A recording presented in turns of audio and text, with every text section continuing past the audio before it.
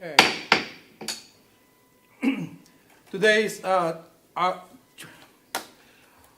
August 4, 2020, Tuesday, and this is the City Council of Beaumont, City of Beaumont. And this will be the closed session, and I will open the closed session at 5:07. Roll call, please. Councilmember White, Here. Councilmember Martinez, Here. Councilmember Carroll, Here. Mayor Pro Tem Lara, Yep. Mayor Santos. Here. Okay, I guess there's no public comments on this, so, We can check. We're going to test out our phone line just to okay, see. let's do that. then. Carrie, do we have any callers on the line? No public comment at this time. Nobody's on the line. And I have no written comments for this portion. Okay, very good. And I don't know, our city attorney, John Pickney, is online. Is he? Tonight we have Bob Patterson. Oh, He's on Oh. mute, though. okay, he's on mute. Hold on. Okay, Mr. Patterson, can you read the items for closed session discussion? And you're on mute. There you go.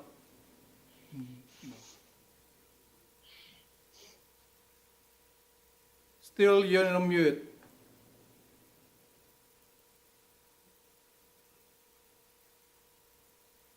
Would you like me to read the items? Go ahead and, Okay, so the closed session items for tonight are item 1, conference with legal counsel regarding existing litigation pursuant to Government Code Section 54956.9D1, Aguirre et al. Versus City of Beaumont et al., case number RIC 1810937. Item 2, conference with labor negotiators pursuant to Government Code Section 54957.6, City Designated Representative, City Manager Todd Parton, and Administrative Services Director Carrie Mendoza, employee organizations, Beaumont Police Officers Association. And item 3, conference with real property negotiator pursuant to Government Code Section 54956.8, for property known as vacant land APN 418-190-004, 005, 006, and 007. Agency negotiator, City Manager Todd Parton or his designee. Negotiating parties, City of Beaumont and Embry Asset Group, Inc., under negotiation, price and terms. very good.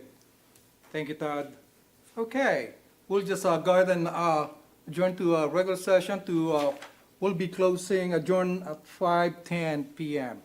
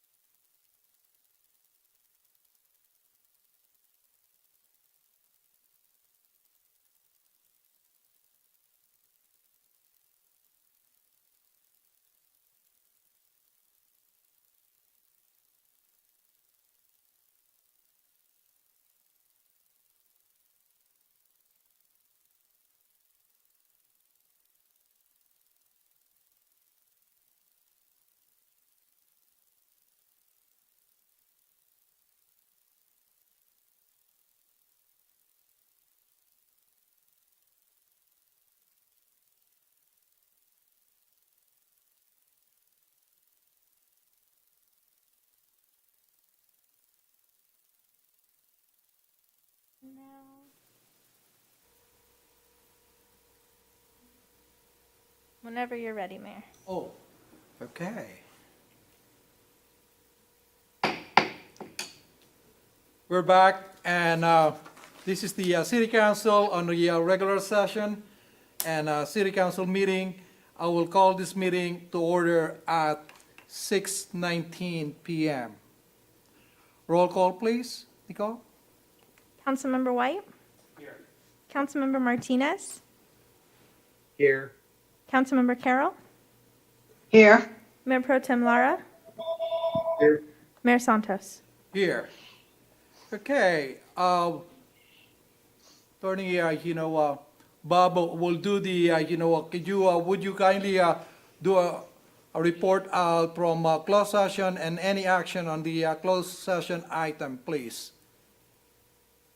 If not, you have to mute. Bob? Okay, we're having still problem on this section. Okay, Bob,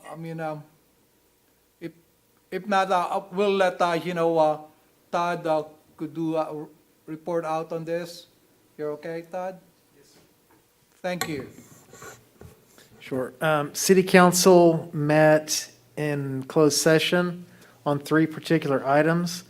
The first was conference with legal counsel regarding existing litigation pursuant to Government Code Section 54956.9D1, Aguirre et al. Versus City of Beaumont et al., case number RIC 1810937, no reportable action. Item 2, conference with labor negotiators pursuant to Government Code Section 54957.6, City Designated Representative, City Manager Todd Parton, and Administrative Services Director Carrie Mendoza, Employee Organizations, Beaumont Police Officers Association, no reportable action. Conference with real property negotiator pursuant to Government Code Section 54956.8 for property known as vacant land APN 418-190-004, 005, 006, and 007. Agency negotiator, City Manager Todd Partner designee. Negotiating party, City of Beaumont and Embry Asset Group, Inc. Under negotiation, price and terms, no reportable action. That concludes the closed session. Very good, thank you. Now, on the absences, we're all present in here. We'll do the Pledge of Allegiance. Can you, Deputy Chief Tony Yukon, can you do it for us? My pleasure, sir. Thank you, sir.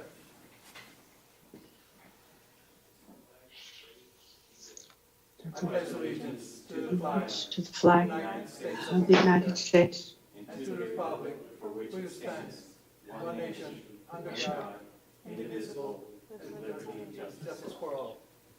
Thank you. Okay, approval and adjustment to agenda, and any conflict of interest disclosure? Okay, we move on. Announcement, recognition, proclamation, correspondence on this, there's none. Okay, public comment period. Items not on the agenda.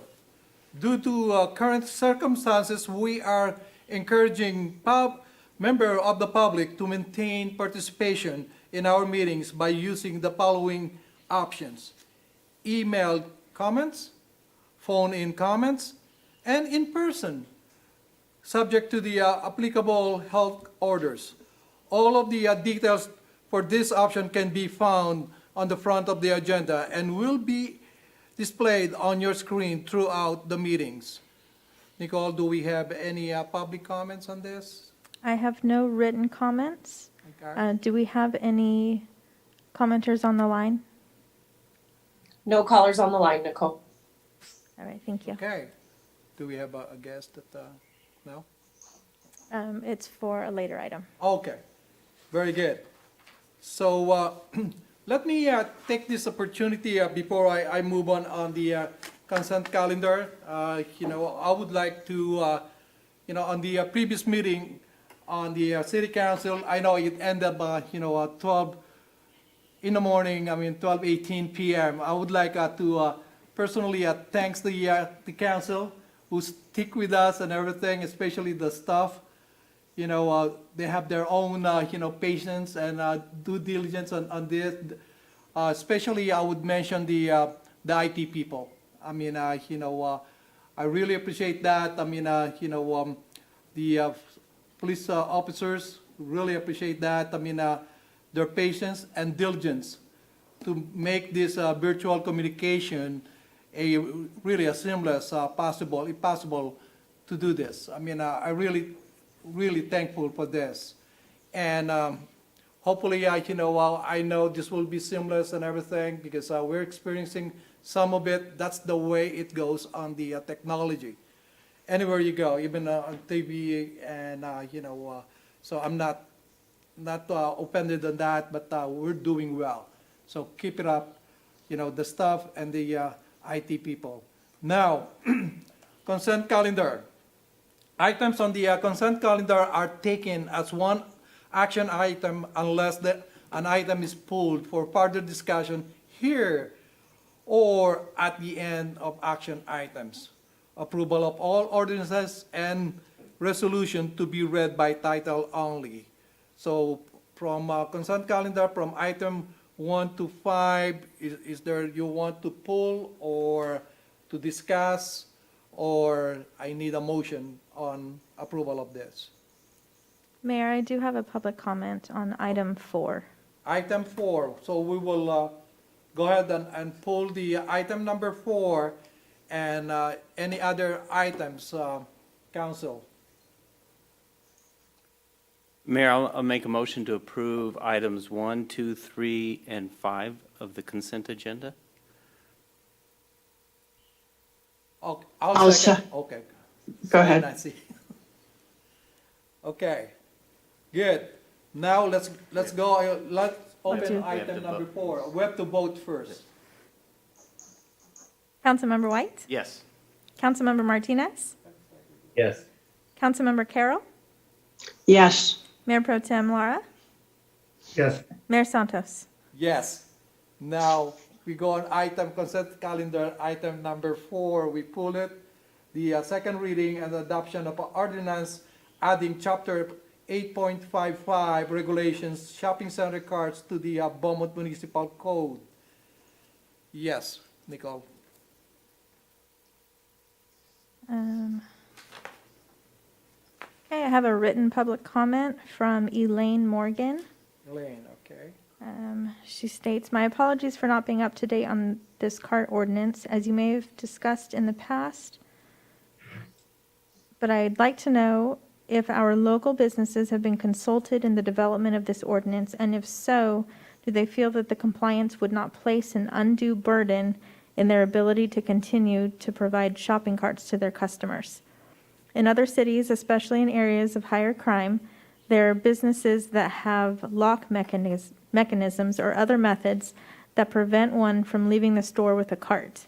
This adds a burden to senior citizens and disabled persons, as many are not capable of carrying multiple bags of items to their cars.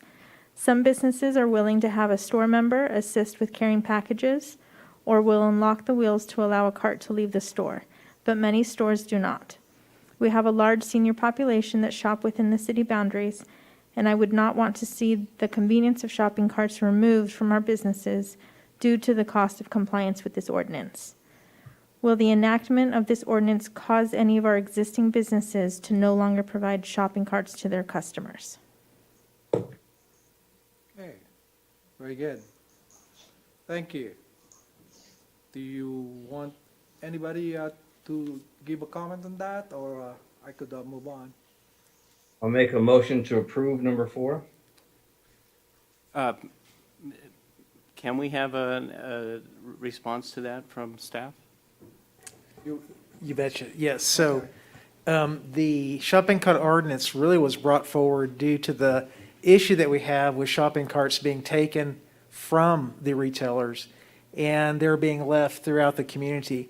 So the city's been in a position of having to try to collect those carts and store them down at our yard, and then to make contact to the retailers to come get the carts. So this program of requiring an implementation of a system to monitor and to retain those carts on site really, I think, is the antithesis to what was being described, because we're actually creating a requirement that when you're providing carts, that you have a program to keep them on site or to come and collect them and bring them together. So in reality is we are needing to work with the business community. They are needing to have a program to track and to recover those carts in the long run. You know, they're in a situation now, some of our businesses where carts are taken off and they're just gone. They're just never retrieved.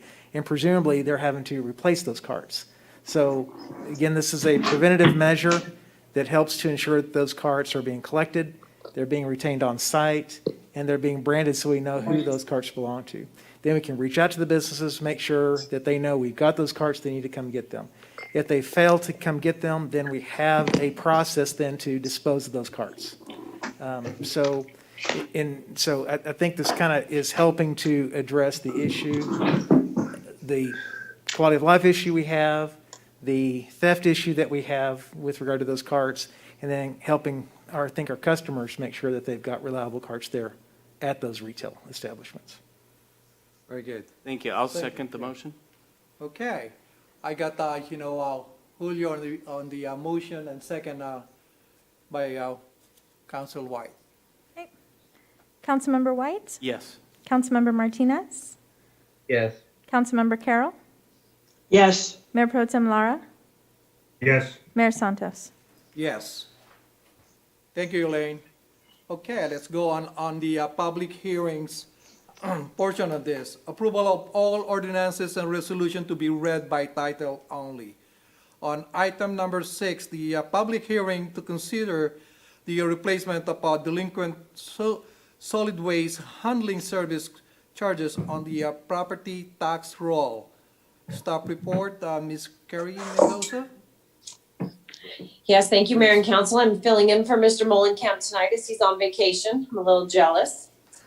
So you have a couple, I've got one of 3 staff reports in front of you. The first 2 look very similar. The first is our delinquent solid waste handling service charges to go on the tax roll.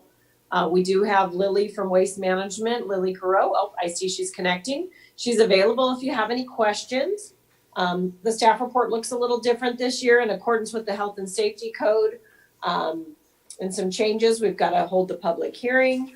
The total for the solid waste this year is $255,670.88.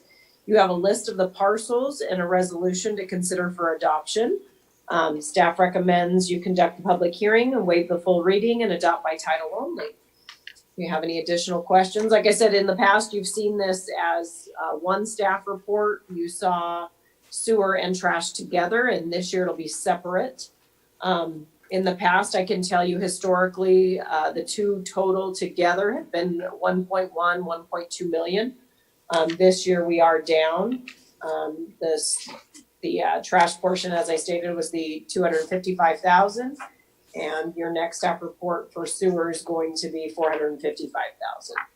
But Lily and I are able to answer any questions you might have, as well as Christine Day, I'm sure. Okay, very good. Let's go first. I will open it to the public hearing at 6:33. Is there any public comments on this, Nicole? Yes, we have someone in the audience. Ms. Oh. Beltran, if you want to come up and speak, you can just go to this microphone right here. Okay. You'll have to come up to the microphone so we can get you So on we the could hear audio. you. Good.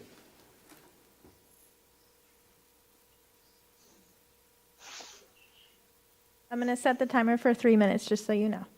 I told you that I was gonna be taking care of this. Oh, okay. Oh. You don't have to speak if you don't want to. So why did you put me in this position?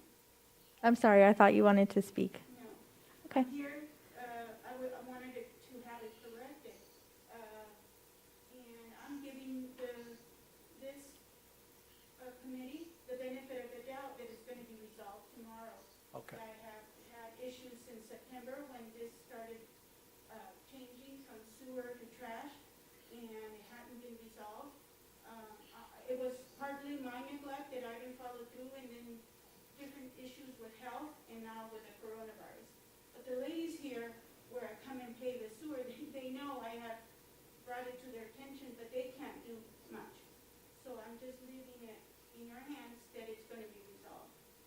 And I've been, like I told you, I've been overcharged, apparently since 2003. And, apparently, we don't know. I have to go look in my garage to find out different statements. And I was told by Waste Management that you have those records on your computer data. I don't know. I'm just going by what they have told me. And I'm just leaving it in your hands that you're gonna help me to resolve this, especially right now when my husband's not working and I'm on medical disability. Every dollar counts. And so I, ask you for your help on this. Okay, Thank you. thank you. Very good, thank you. Do we have your information, Mom? Yes, I have her You got the, information with the phone informations and number, everything? Okay, a copy of her bill. And they call the copy. very good. Thank you for your comment. You okay? And then we'll check the phone lines, and then I have two written Yes. comments. Do we Okay. have any callers on the line, Carrie? No callers on the line, Nicole. Okay. My first written comment is from Derek Worthington.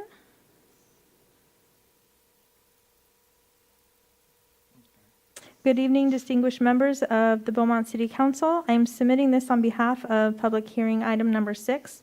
Public hearing to consider the placement of delinquent solid waste handling service charges on the property tax roll. I will keep this short and to the point. We have been receiving correspondence from Waste Management at our residence here in Beaumont on behalf of Ms. Lauren Heisen. Shortly after Waste Management took over, whenever we received any such correspondence from Waste Management on behalf of Ms. Heisen, I would send it back to Waste Management noting return to sender, no longer lives at this address. As we have our own account under my wife's name with Waste Management and is paid current to date. This continued periodically until I received the attached letter. I have a couple items to address with this erroneous account. First, the address on the erroneous account is 553 Heidi Circle. That does not exist. There are only 4 houses on Heidi Circle, 545, 533, our residence, 523, and 546. Our residence address is 533 Heidi Circle, and the parcel number confirms that. Second, we purchased the property from Ms. Heisen in March 2018, so she would have not been responsible for any solid waste collection services from July 2019 to May 2020. As you can see on the attached letter, I have been contacted by Waste Management to correct this issue, although I have not received confirmation from them yet that this has been resolved. I am asking that the amount outstanding on this erroneous account not be added to our property tax bill for the fiscal coming year while Waste Management clears up this issue. Thank you for your time and consideration. Very good. And I Thank you. have one more written comment Okay. from Mark Newswender. Comment regarding agenda item number 6. Please note that the disputed and delinquent charges for 825 Orange Avenue have been fully resolved with Waste Management, and the balance on the account is 0. Do not place any tax lien. And I do not have any other written comments. Very good.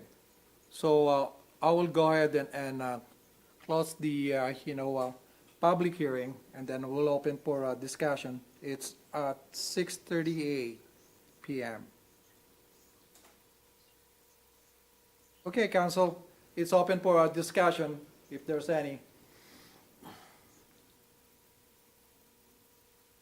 Go ahead, Julio Martinez. So what's the procedure then? It looks like there could be 3 possible errors in parcel numbers. Is there a way to remove those numbers until we clear it up, or do we have to put it on and then clear it up with the county, or what's the procedure for those that could be an erroneous? You want to answer that? They can be removed Oh, from the okay. list, so we can note those APN numbers and we can remove them. If we did do our homework and wanted to submit That's late correct. after the deadline, there's a fee for that, an additional fee to do an additional submittal. but they can be removed while we do our research if need be. Would it be more prudent to do that? Or, because it seems to me if we were to put them on and there was an error, then I think it would probably be more of a burden, Yes. at least for the resident. Agreed, because there's a release of lien fee and all these different things that come into play once we Yes. put them on. And then my I last, think, looks like Carrie Keyser just joined us too, so she might have some additional information. I do. I can speak now, or I can wait till I'm addressed, with whichever you prefer. well, I just wanted to know, before you speak, Carrie, if, is there seemed to be an issue with because someone had mentioned possible, as we changed over from city to waste management, could there be, or have there been more errors reported by residents? Or, I just want to make sure we're not making a big mistake and having to go back and send out a whole bunch of apologies and stuff. Because I've noticed there was a lot of $64 charges on that roll, which seemed kind of odd at $64.88, quite a few of them. So I'm wondering, is there some errors or billing or overlaps or something that we need to know about before we take this step? Thank you. As with any transition, there are going to be some concerns and some issues. However, I feel like between Waste Management and myself, we have been very diligent in researching the addresses that have become an issue. I have spoken to probably 100+ residents over the last week or two in regards to particular issues that they have had, and Waste Management has been very quick in resolving those issues. I do plan on spending a good portion of the next couple of days reviewing some of their work and double checking some of the assessor parcel numbers to ensure that we don't have a mishap. Will it be 100%? I can't guarantee that. I'm going to strive for it to be 100% correct. Yes. Thank you. Council? Any other questions? Let me ask you something, Carrie, or another Carrie. I mean, on the delinquent, bill, what's the time period in there? Are we talking about 90 days or 120 days before you tap in on the delinquent? And at the same time, do the waste management send a notice that they're delinquent, so they will acknowledge and they will be aware there will be a tap on their tax roll. There will be a lien on their property. The question is, how do we notify the homeowners on this? So the amount due is anything beyond 60 days. And you'll have to forgive me, the audio wasn't super great in the second part of your question, Mayor, so I wasn't able to catch all of it. Maybe as far as that particular question, Angela from Waste Management, who is their property tax expert, maybe she can speak more directly to that part of your question. But they've been notified multiple times that they have a delinquency. They, just as with anybody who has a delinquent bill, they are notified multiple times through delinquent letters, and then they were also notified through this delinquent letter from Waste Management most recently. Okay, that's good. Okay, Council? Hey, I guess we're okay. I need a motion or to move on. Carrie, you're on the mute. There you go. If you're talking. Sorry. Okay. Seeing that there's no conversation, Mayor, I'll make a motion. Oh, no. Mike's got a question. There you go, Mike. Go ahead. Mayor Pro Tem Mike, Laura. So one of the items that Nicole read from one of the constituents had indicated that they hadn't received, and I don't know if I heard it right or not, so forgive me, but indicated that they hadn't received a response in 6 weeks. Did I hear that correctly? Which one is that? I'm going back to the comments to see. Okay. I think it was the second the second one that you read, Nicole? Is that Mark? Whatever. Yeah, Nuremberg, I believe. The second one that I read said that the charges have been fully resolved with Waste Management. Okay, so And was the the account first is one. I 0. apologize. Okay. First And- one, Mike, if I may speak to that, Mr. Worthington, it was he emailed earlier, and both myself and Waste Management have spoken to him, and we have resolved his issue already. He is Okay. not property tax. Okay, and the assessor's parcel number has been removed from the list? Correct, and I have his letter printed as one of the ones that I will be verifying that will not be coming over on the list from Waste Okay. Management. Okay, perfect. Thank you very much. That's all I have, Mayor. Oh, okay. Okay, very good. So that Hold just on. leaves it clear with the two that we were still questioning about, so. Oh, I'll get. Which ones were those? I'm sorry, I spoke out of turn. I didn't ask the mayor for permission, but that was the speaker that was there in person and Mr. Nuremberg. Oh, okay. Well, I could tell you that we have not received, the only notice that I received was from you, from the city, that this meeting was on. I didn't know that you were gonna send it to the tax until you notified me, not Waste Management. Did you hear that? if you want And the city notification was in regards to the sewer delinquencies. The city didn't send out a property tax notice as it related to solid waste, Yeah, Christopher. it might be, silver bill on that. Mayor, Yes, Nancy, go ahead. thank you. Carrie Kaiser, I'm sure that you're going to track this, but so I'm asking you for just affirmation, but I'm pretty sure you're so thorough. You're going to track the cases that fall between the cracks, like the ones that you've already had to go remove, so that we keep down the number of errors as much as possible, so that we don't end up hurting people and frustrating them and having them have to go back and forth with us as we change to this new procedure, right? Absolutely, yes. I have a stack that's in front of me now that I will be reviewing over the next couple of days. Waste Management will be providing me an updated list tomorrow morning of those that are still going to be going. I'm going to be verifying most, if not all, of those APN numbers to make sure that the address and the APN belong together. The gentleman at 825 Orange who said that his issues had been resolved, he has been resolved. The first letter that Deputy City Clerk read, his issues have been resolved, but I have not heard the address of the woman in the audience to be able to know if her issue is something that I am aware of.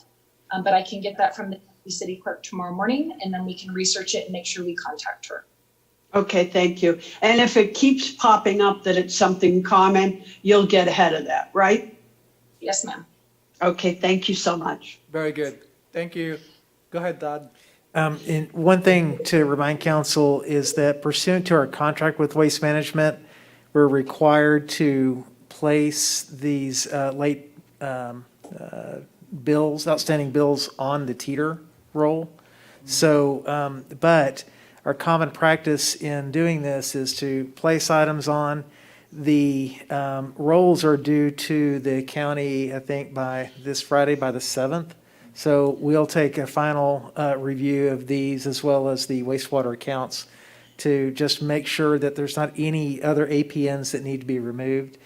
Should there be some that are there and we affirm after we're filed, we have the opportunity to relinquish those liens as well. So if for some reasons we have other individuals who identify some anomalies, then we can go back and correct those as well. So we do have some options to do that. And we will be working with people through the process to try to handle those situations. Very good. That's a good clarification on that. Very good. Okay. Council? Don't see that. Okay, we're good. I'll ask for a motion. we have a motion on the floor from Councilmember White. I got halfway through it. but that's good. I move as staff recommends. I'll second. Go ahead. Councilmember White? Yes. Councilmember Martinez? Yes. Councilmember Carroll? Yes, Mayor Pro Tem Lara? Yes. Mayor Santos? Yes. Thank you. Okay. Thank you. You're welcome. Now on item number 7, public hearing to consider the placement of delinquent sewer service charges on the property tax roll. Staff report, Ms. Carrie Mendoza. Yes, you have a very similar staff report pursuant to our municipal code. We put our delinquent sewer service charges on the tax roll annually. To follow up on the last conversation, to make sure we clear everything, postcards were sent out to all residents that were at least 2 billing cycles behind, which in essence means they're about 4 months behind because we bill in the rears, always after the fact. Postcards were sent to residents as well as the property owner or the landlord, if we have that on file. The list you have attached is obviously our best screenshot we had on Friday, according to accounts that were still not satisfied. But I can tell you between Friday and as of 5 o'clock today, we've received more payments. So this list will change. This list will be ran at the 11th hour, and only those APN numbers will be uploaded and placed on the tax, liens will be placed on the tax roll. So we have a recommendation for you to hold the public hearing, waive the full reading, and adopt by title only. Mayor, and I'd be happy to answer any questions if you have any. And one additional clarification point for this year pursuant to the COVID-19 situation, we have waived late penalties. So these reflect actual charges not paid, and we have not applied late charges to these. Very good. That applies for the last 3 billing cycles as well. Yeah. Wow. Okay. Very good.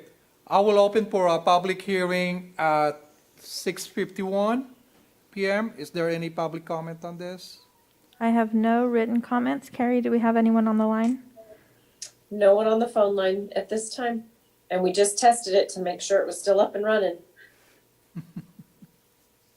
No public comment. Okay, very good. So I'll go ahead and close it, and then we're open at 6:51. Seconds. And open for discussion, council?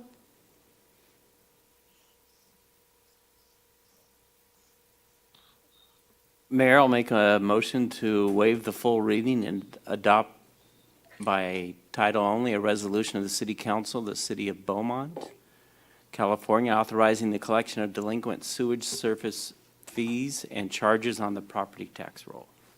I'll second. Councilmember White? Yes. Councilmember Martinez? Yes. Councilmember Carroll? yes, Mayor Pro Tem Lara? Yes. Mayor Santos? Yes. Okay, thank you. Action items, approval of all ordinances and resolution to be read by title only. Action item number 8, adopt resolution of the City Council ordering the collection of weed abatement charges and directing the county auditor to collect such fees on the tax rolls. Staff report, Ms. Carey. Thank you again, Mayor and Council. You have before you the weed abatement charges. As you're aware, several properties within the city, some are on a subscription with the city, and we go out and clean and annually just invoice or do this, or we have properties that we notice, and if they don't comply with our request to maintain the property, we go out and take care of the property through our weed abatement contractors, and then we place it on the tax roll. So you have before you about $70,000 in consideration tonight. Staff recommends you waive the full reading and adopt by title only the resolution attached for weed abatement charges. Okay. Very good. So, I'm on screen. 1 second. any public comments on this, Nicole? I have no written comments. Do we have any callers on the line? None? Okay. No colors on the line. Okay, so open for a discussion or motion. Council? Mayor, if there are no comments, I'll make a motion to waive the full reading. I'll second that. Is that okay? Okay. So I'll make a motion to waive the full reading and adopt by title only a resolution of the City Council, City of Beaumont, California, ordering the collection of weed abatement charges and directing the county auditor to collect such fees on the tax rolls. I'll second that. Councilmember White? Yes. Councilmember Martinez? Yeah. Councilmember Carroll? Yes, Mayor Pro Tem Lara? Yes. Mayor Santos? Yes. Thank you. Action you. item number 9, review of local emergency declaration established via the adoption of City of Beaumont Resolution Number 2020-07, adopted on March 17, 2020. Staff report. This time is Todd Pardon. Yes, sir. This is the next 60-day review of our emergency declaration resolution. The action on March 17, 2020 was to pass the resolution 2020-07 that authorized the city manager to execute a declaration of the existence of a local emergency for the city. That declaration authorized specific empowerments to the city manager, which are listed in the staff report. At the time that this memorandum was prepared, we were still under the same conditions that led to the original declaration. There are some other potential implications should FEMA or other additional funds come forward that an emergency declaration may be requisite to receiving reimbursement or funds. Therefore, city staff would recommend that we not have a change regarding to this local emergency declaration. And we'd be scheduled to bring this back for city council consideration no later than October 6, 2020, unless, of course, city council would like this brought back to an earlier meeting, or should city council like to call a special meeting to address this matter in the future. So that concludes our staff report. Very good. Thank you. Do we have any public comments on here, Nicole? I have no written comments. Do we have any callers on the line?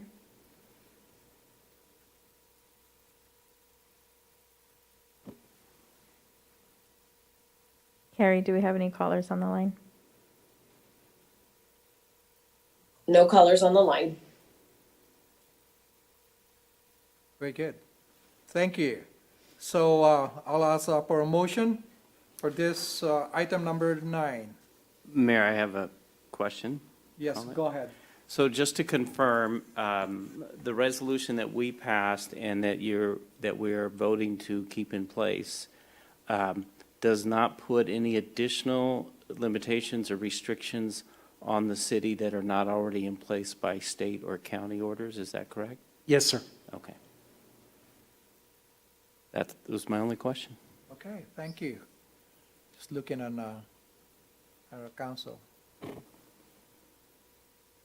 Nothing? Okay. Need a motion. Julio, did you raise your hand? No, no. Okay, you're good. Okay. Need a motion. If you want me to make the motion, I'll make the motion. Oh, okay. What is the motion? I move that there be no change regarding the local emergency declaration. Okay. I'll second. Oh, there you go. Nancy, second. You cheated. Councilmember White? Yes. Councilmember Martinez? Yes. Councilmember Carroll? Nancy. Yes. There you go. Yes, Mayor Pro Tem Lara? Yes. Mayor Santos? Yes. Thank you. Item number 10, direction to city staff regarding the establishment of a business assistant program, BIP, for local businesses that have experiences COVID-19 related losses. Staff report. Todd Pardon, please. Thank you, Mayor Council. So as we discussed at our last meeting, Beaumont will be eligible for its allocation of $635,569 in CARES Act funding. This is our apportioned share pursuant to the state of pass-through federal grant money. So at that meeting City Council did decide to allocate those CARES Act dollars to reimbursement of city-related payroll and payroll expenses. So those will go back to reimburse us from March 1st of 2020 through today, up to the maximum amount of $635,569. Then council did vote to establish our own city-funded COVID-19 Response Act or relief program. And that would be an allocation of again, an equivalent number, 635,569, that would go towards specific programs. We are developing a budget amendment with some additional programming objectives that will be brought to you at your next meeting on the 18th. However, we were looking for some specific action because $142,000, and I think it's $142,009 actually, was allocated towards the business assistance program. What we've outlined here is a program that would be specifically targeted to businesses that have an actual physical presence, either a storefront or some other commercial, non-residential location within our city. These are businesses that would have 15 or fewer full-time equivalents in terms of employees. It would be a grant that would be available at a level of $3,000. With the funds we have allocated, that'd be about 47 to 48 businesses. The plan would be to roll this program out in the beginning of September. So should the city council decide tonight to provide direction that this is the kind of program you'd like to look at, we'll begin developing, again, our program guidelines, a program application, and then some marketing pieces that we would begin to launch really after the 18th, when you do a formal budget amendment and formal adoption of a program. So we're getting ready to go. We would try to provide at least a week of advance notice prior to an application timeline. We're looking at an application timeline that would then occur September 1st through September 15th. And then after that time period, applications would be collected, qualifications would be determined, and then funds would be then set up and ready for allocation to qualified successful applicants by October 1st. So the way the program allocations would work, we envision a application process where there's specific criteria that need to be met, or submission information that need to be included with the application packet. We would have a subcommittee or ad hoc members that would actually review those to make sure that applications were complete and that all qualification requirements had been met. And then they would be then reaffirmed for confirmation. Finance department would then do any necessary review of any financial records that were required. For example, if we need to see payroll records, we need to see other documentation confirmed, we would then affirm that process. Once the applications were all qualified, then should we have less applicants than we actually have funds available, then we would grant all those successful qualified applicants their grant monies. Those applicants that received money would then be required by by January 31st, to provide verification of receipt of funds and verification of the utilization of those funds. We would require that those funds be used for business-related purposes. For example, you couldn't use it to repay a personal credit card should you have used the credit card to buy supplies for the business. But you could confirm that I use this to buy supplies, to apply to my rent, to my mortgage. Those other kind of qualified business-related expenses is where those funds would need to go. Should we have applicants, qualified applicants that exceed the dollars available, then we would look at a randomized drawing. So we would pull out randomly those qualified applicants. Should we have qualified applicants that have either received financial assistance from another agency or through another program, they would not be disqualified, but they would be set aside with priority given to funding those who have yet to have received any financial assistance. So in other words, If we have 48 slots available for grants, we receive 50 applications. 25 of those applications have not received any funding from another source, then they would be granted. Then we would randomly select those that may have received assistance through other programs, and then those randomly, 25 would be selected, or 27 would be selected for their awards. So again, we had prioritized those who had yet to receive funds. If we have more than enough, again, that qualify that have received nothing, then they would be receiving funds over others that may have already gotten something. I don't know if I've stated that 3 or 4 times in a different way, but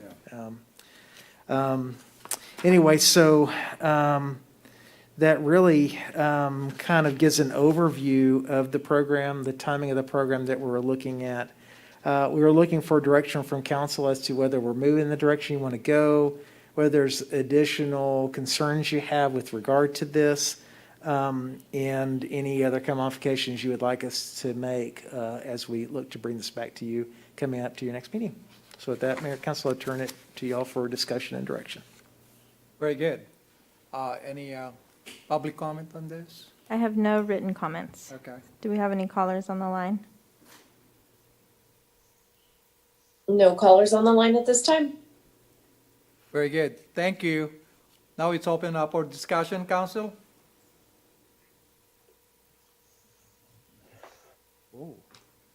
Go ahead, Councilor Carroll. I have to commend you. You did a really good job, I think, of threading the needle here. I think your requirements and your standards are good. I like the restrictions that you put on it. I appreciate the ad hoc committee doing such a good job of working with you to do this. You know, at the risk of just sounding like it's an easy peasy thing, and I know it's not, you never know how much of a difference these small amounts could make to a business. They've been put through so much. So I yield the floor to everybody else because I don't really have any criticisms with this. I think you did a great job. Thank you. Council?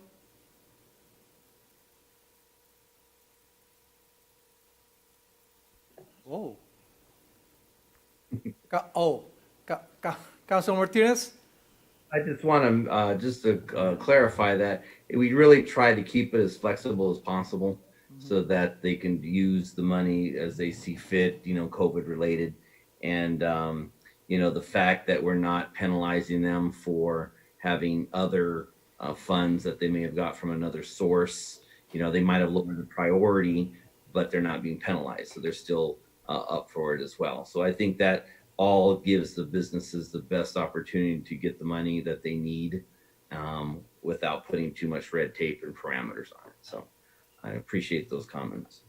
Very good. Thank you. Yes, Mayor, I have a couple of questions. Go ahead.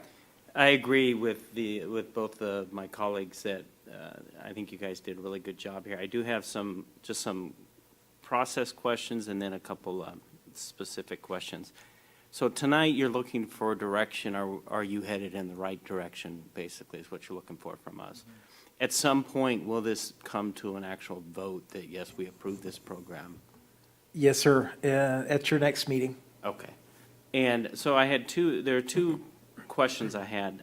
First, on the last item, grant recipients to maintain financial records for a minimum of 5 years. Why 5 years? Why not 3 years? Why not, you know, where did you come up with that?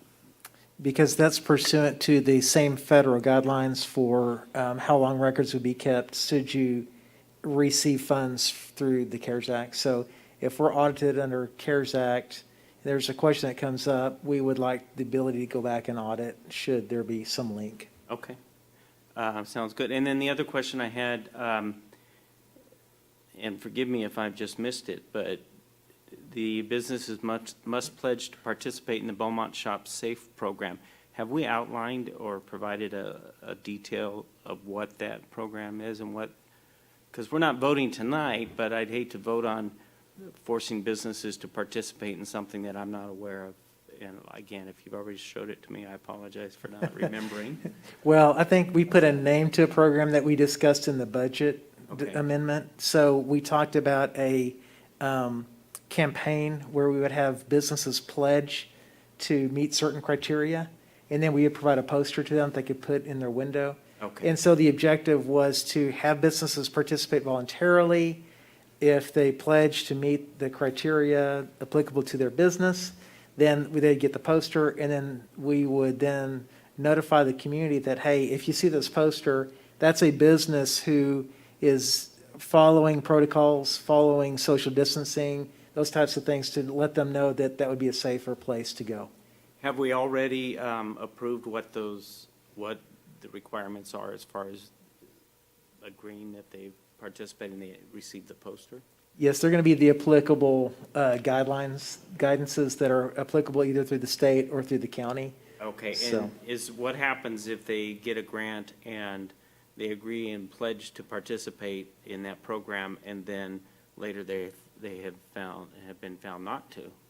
Well, we will make a visit to them and really remind them of their pledge. Okay, So this isn't something that's a hard and fast mandate, but it is a pledge okay, to follow these guidances as best they can.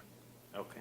I'm just more concerned about in your scenario where two people don't get grants, and then they become highly observant of all the others who did get grants, if we're going to run into any problems there. So Yes, sir. that was my only concern on that. Everything else looks great. Thank you. Sure. Okay, very good. Mike, you're good? Very good. The only thing, I have a comment on this one here is the first come, first served basis. On the, when we discussed that, I mean, are we taking out that first come, first served basis on that? It doesn't say on the qualified, businesses and also grant funding. So Yeah. we're still on the, Well, really, I don't think it's really going to be a first come, first serve, because if we have qualifying folks that come in, we're qualifying through a certain period. Okay. So the applications will come in on a deadline. We'll evaluate those and then make those awards by October 1. And then if we have remaining funds, then we can then come back to council and say, okay, we're ready to do another call.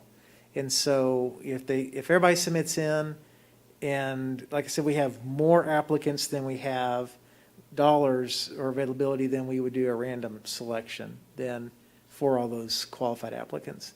If, like I said, we don't have enough money, or I'm sorry, enough applicants to consume the funds, then we would come back later for another call. okay. Because I like to see the date we receive every applicant in there. That would be You bet. nice to be part of the audit and everything too. So it will not be, being said that, we're favoriting somebody, favoritism and everything. So Gotcha. I like it really open and to be transparent on that. Yeah. Go ahead, Mike. I see your hand up in there. Thank you, Mayor. You're welcome. Real quick, who is the primary contact for this program? Do we have just one person that businesses can contact, or is there the main line that they call into? Yes, yes, sir. They would call our business assistance line, which goes to Mr. Rosinski. Thank you. On the requirements, what I would suggest that we do, and I know that we're approving this tonight and moving it forward, but where you have the qualifications, I'd have a phone number for a contact person. I'm sure there'd be a lot of questions. That would be my suggestion. Thank you. You're welcome. Thank you. I think they'll be, they'll be part of the, the marketing that, Todd and Ashley will put together. And also the pledge and everything. I mean, the poster on that is awesome. I mean, the way Ashley put together and Todd is awesome. I mean, I think will be shared to you pretty soon on that. Go ahead, Barry. I see your hand in there, Barry. You're on mute. Yeah, I There got you it. go.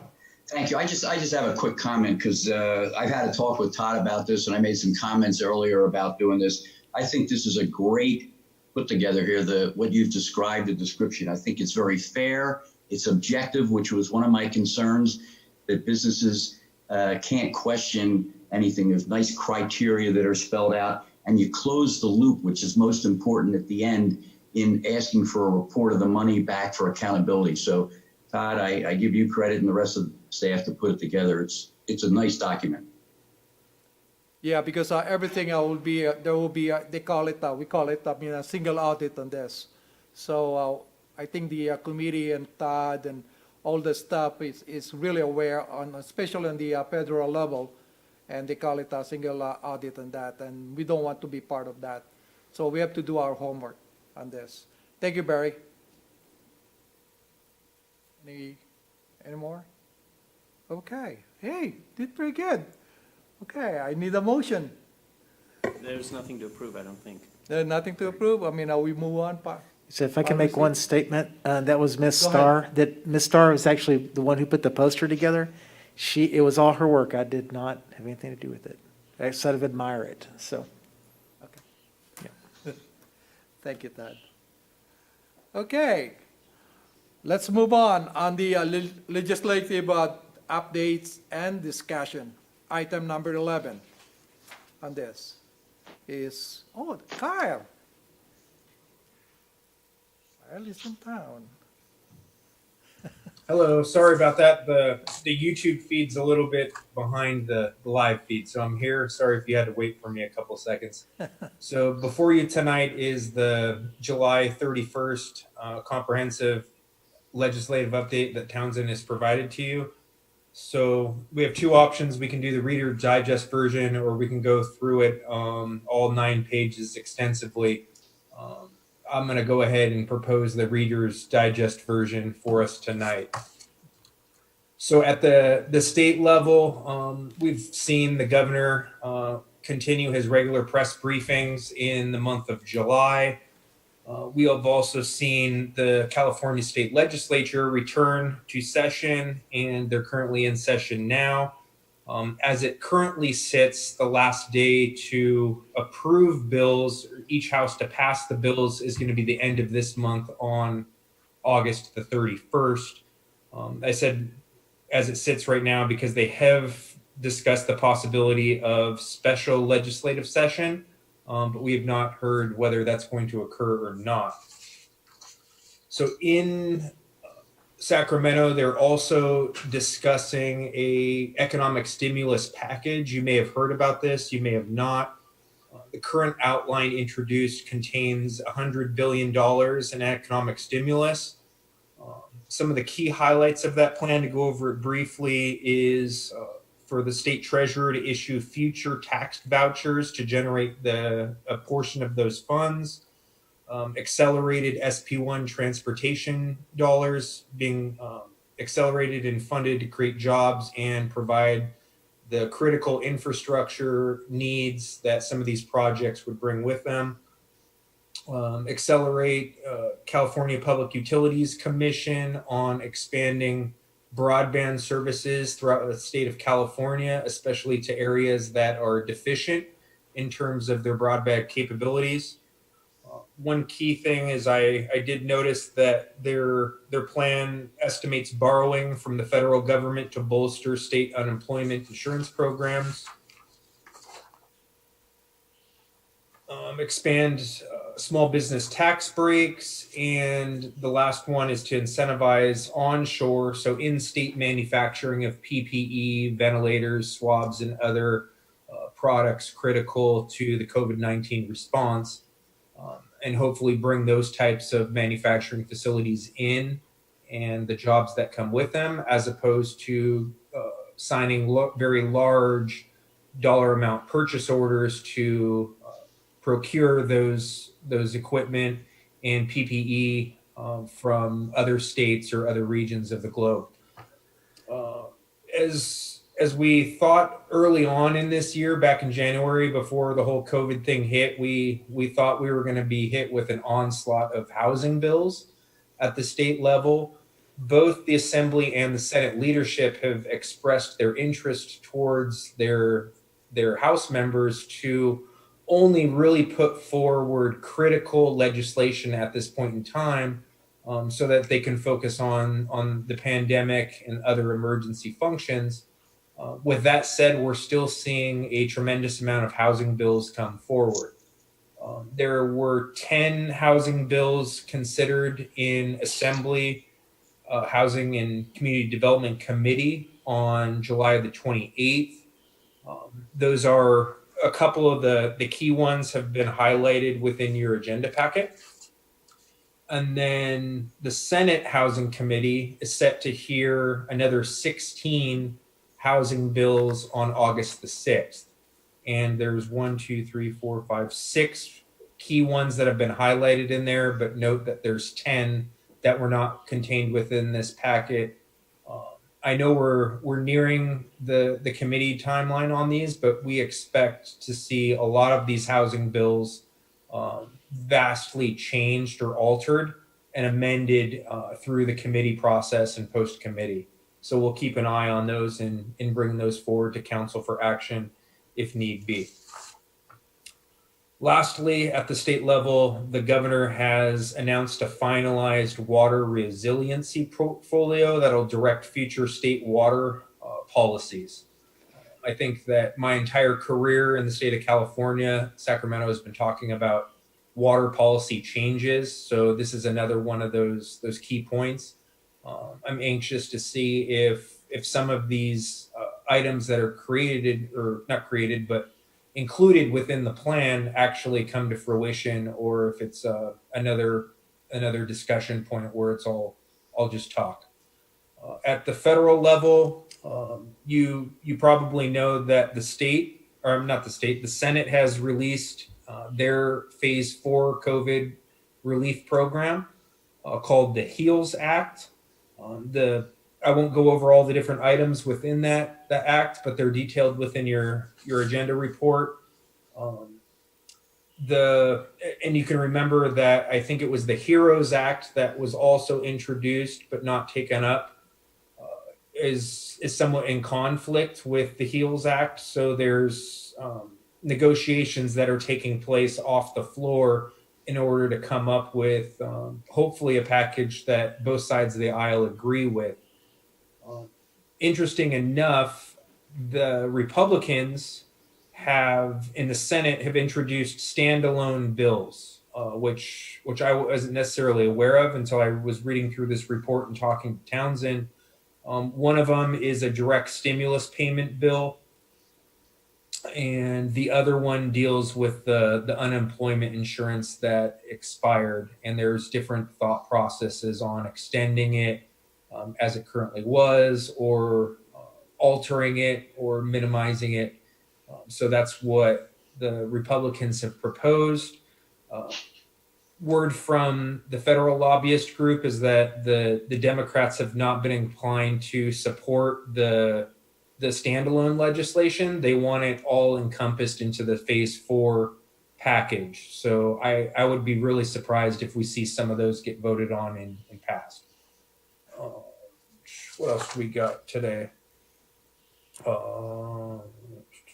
One thing, skipping a couple further, Senator from California, Harris, introduced a housing plan called the Relief Act, and that would give renters and homeowners relief from economic impacts related to the coronavirus, and ban evictions and foreclosures for a year, while giving tenants up to 18 months to pay back those missed payments. The federal ban on evictions expired on July 24th. So this is the senator's proposal to reenact a law that really helps people that are suffering the most kind of get through this, while ensuring that the landlords also get paid over time. So we'll kind of keep an eye on this one. And there's some stuff on childcare and then water infrastructure at the federal level. Don't have too much in terms of talking points on those. So that concludes my report. I'll be happy to answer any questions. Thank you. Very good, Kyle. Thank you. Questions, discussion to Kyle? Go ahead, Mike. Yeah, Kyle, attended the WRCOG meeting yesterday, League of Cities. Aaron brought up a couple of bills we may want to keep an eye on. One is SB 1351, which is a transportation improvement fee where they want to bond against SB1 monies. She also referenced AB 1279, which is supposed to be, I guess basically is they're looking at it as a SB 50 light. It may not impact us because I believe it deals with multi-family dwelling units. But if you could just kind of keep an eye on those two for me, please. Thank you. Yes. That's all I have, Mayor. Very good, thank you. I think we're good. Thank you. All right. Thank you. Kyle. Okay, council's report. Nancy, Council Carol. Thank you. I have nothing to report. Thank you. Okay, thank you. Mayor, Pro Tem Mayor Lara, Mike Lara. Sure. Had a WRCOG meeting yesterday. We had an update from Riverside County, the Economic Recovery Task Force. They did offer, they're working on that, I think it was 1 million masks through the county of Riverside. 8 million. If the city would like some delivered, Mr. Perez, who's heading up that task force, indicated that he would have somebody deliver masks just to let them know and know if they can set that up. One last comment was I had the opportunity to go to In-N-Out. Obviously, the lines are long, and so, but looking across the street at the Walmart landscaping, it seems that they've let that go, and it looks terrible. Grass is dead, plants are dead out front, inside the parking lot, and I don't know, is that a code enforcement item that we would send them a reminder to maintain their landscaping, or who's responsible for that? You want to answer that? Yes, sir. That should be a code issue, so we'll make sure code follows up on that. Okay, that's all I have, Mayor. Thank you. Thank you. Council Martinez? RCA was canceled this month, so no report for me. Okay, thank you. Council White?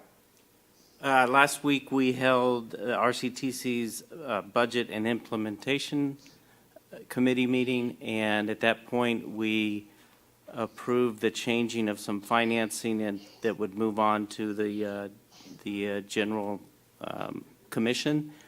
And basically, what it involves is the event trains that were supposed to, that RCTC was working on to go out to the concerts out in the desert, have pretty much been killed.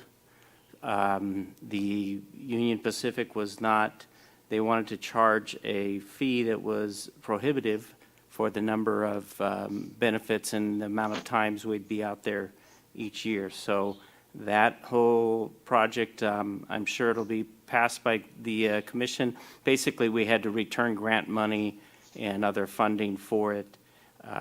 And we just decided that we cannot work with Union Pacific, so the event trains are pretty much a thing of the past for now. And that's all I had to report. Thank you.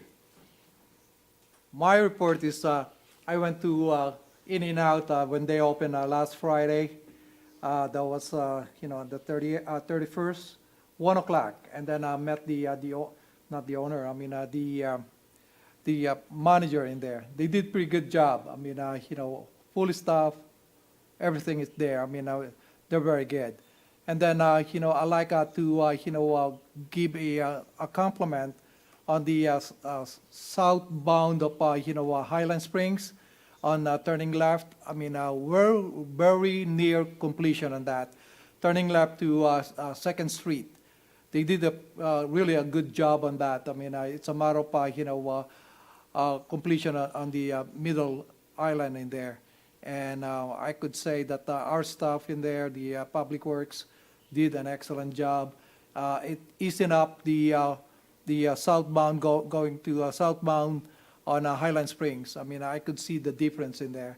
Not a big difference, but a difference in there on that.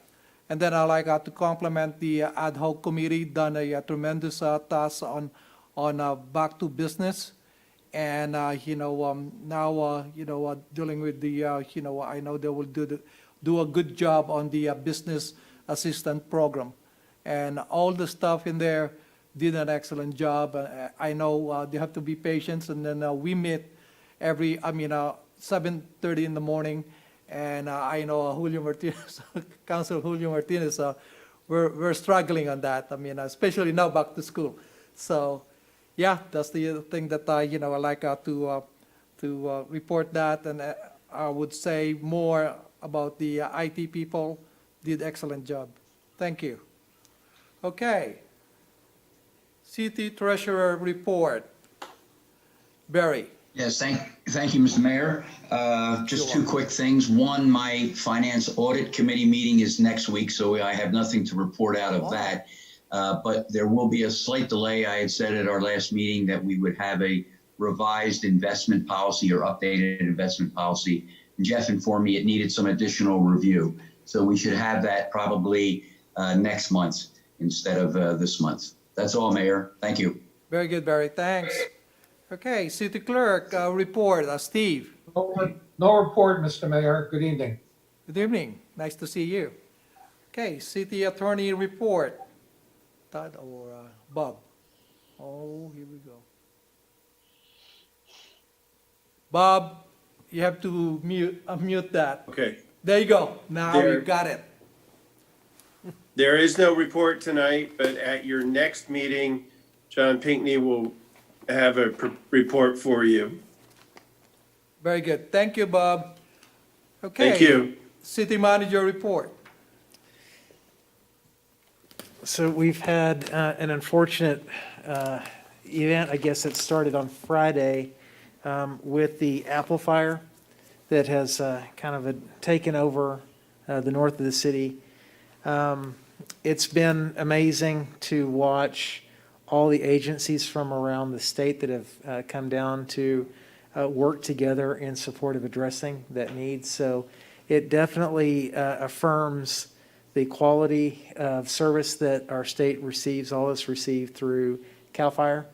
And again, the number of choppers, the number of 747 planes flying over, it's just been amazing. So we put a little public statement out thanking all the agencies that have come together to support all of us in this region. So I just again wanted to highlight that, that it was incredible. A lot of homes and properties have been saved. So there was a town hall meeting last night. It was conducted in person as well as via Zoom. It was conducted in the city of Banning, but there was an update provided by all the agencies that have been involved in this response. So there is a link to that Zoom meeting. I think that's available through the Apple Fire website that's available on the U.S. Forest Service website. So, and then you can find it through Facebook as well. It was a Facebook simulcast. So you can go back and rewatch that if you need to.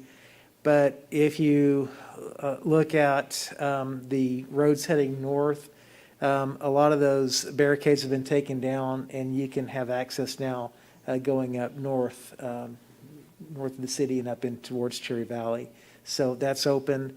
People are coming back home and taking care of the business if they need to. So thoughts and prayers are with all of our neighbors who are suffering with that. So with that, that concludes my report to council tonight.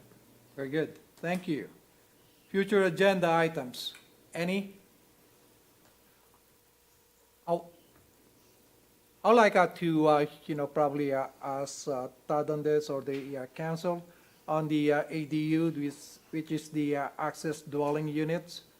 and I know has been approved. And my question is, is the policy languages, really in line with the state's approved guidelines on this, Todd? Do you know that? I mean, because this will grow. I mean, this will grow especially next year on the ADU on this. I just like to be prepared, and the city will be well planned on this. You bet. Thank you. Yes, okay.